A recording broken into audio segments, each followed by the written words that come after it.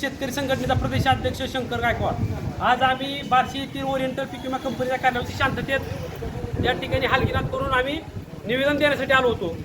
आम्ही राज्याचे प्रतिनिधी पीक विम्याचे यांना फोन लावून द्या, त्यांना आम्हाला शांततेत बोलायचं असं मी त्यांना इथल्या प्रतिनिधीला आम्ही सांगत होतो।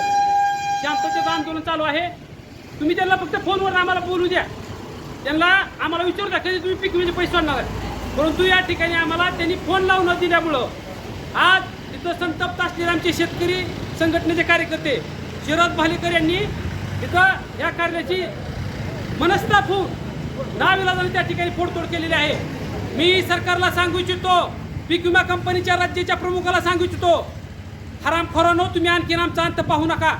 शेतकरी गरीब आहे, तुम्ही शेतकऱ्यांना लुटायचे धंदे बंद करा। तुम्ही तात्काळ शेतकऱ्यांचे पैसे मागील 2-3 वर्षापासून तुम्ही शेतकऱ्यांचे पैसे भरपूर लुटलेले आहेत, ते तात्काळ सोडा।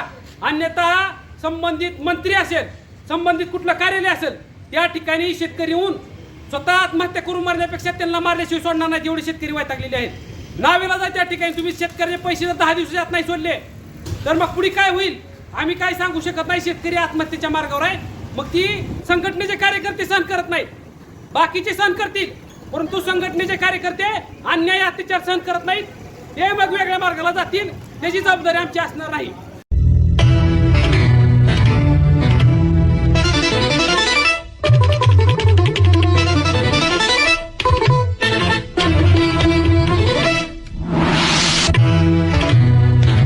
न्यूज 1 महाराष्ट्र, आवाज